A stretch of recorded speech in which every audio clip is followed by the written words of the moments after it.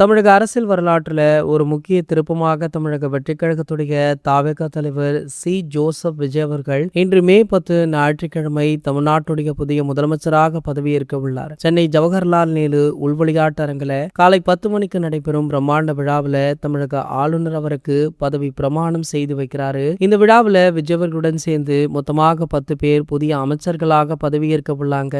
அரசியல் வட்டாரங்கள்ல இந்த தகவல் பரபரப்பாகவுமே பேசப்பட்டு வருது. இந்த நிலையில தாவேகா அமைச்சரவையில இடம்பெற போகும் முக்கிய பிரமுகர்கள் மற்றும் அவங்களுக்கு ஒதுக்கப்பட்ட உள்ள துறைகள் குறித்த உத்தேச பட்டியல் சோசியல் மீடியாக்கள்ல ஷேர் செய்யப்பட்டு வருது. வெளியாகி உள்ள முதற்கட்ட தகவலின்படி முக்கிய துறைகளை கையாள உள்ள அமைச்சர்களுடைய விவரங்கள் வெளியாக இருக்கா.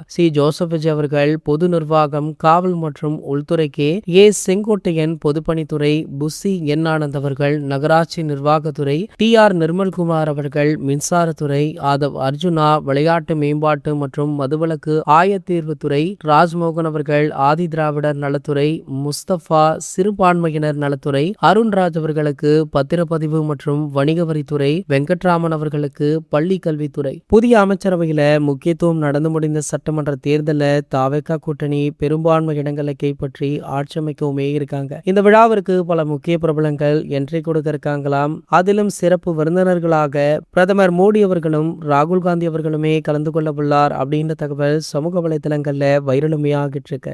தளபதி விஜய் அவர்களுக்கு இன்று அவருடைய வாழ்க்கையில மிக முக்கியமான தருணம் அப்படின்னு சொல்லி பலருமே வாழ்த்துக்களை தெரிவிக்க விட்டுட்டு இருக்காங்க. இது போன்ற செய்திகளை பத்தி நீங்க உடனே தெரிஞ்சுக்க நம்மளுடைய சேனலை மறக்காம சப்ஸ்கிரைப் பண்ணிக்கோங்க.